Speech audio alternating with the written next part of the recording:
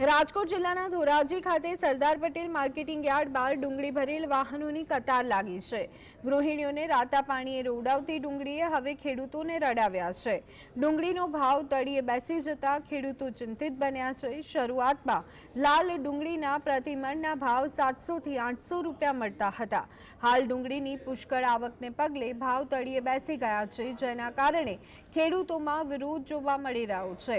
ખેડૂતોએ વાવેતરથી લઈ અને उत्पादन करेल खर्च पण न मळता खेडूतोमां रोष जोवा मळी रह्यो छे। हाल डुंगळीना भाव गगड़ी अने प्रतिमणना 150 થી 200 मळी रह्या छे। અને ડુંગળી વેચવા આવ્યો છો સવારે ઓલા દિવસના કાલ 5 વાગ્યાનો સૌ લાઈનમાં સૌ અને અટાણે ડુંગળીના ભાવ 100 થી 150 રૂપિયા મળે છે અને આજથી 8-10 દિવસ પહેલા એના 600 થી 700 મળતા એ ડુંગળી 150 રૂપિયામાં જાય છે। ધોરાજી માર્કેટિંગ યાર્ડે ડુંગળી લઈને આવેલ છે। રાતના આખી રાત ટાઈટના હેરાન છે। તેમને આવક માર્કેટિંગ યાર્ડ ખાલી હોવા છતાંય એને વાહનને માલ કરાવવા દેતા નથી। એટલું થોડુંક યાર્ડની ઓલું છે। ગાડી વાહન વાળા હેરાન ગતિ છે, ખેડૂત હેરાન ગતિ છે।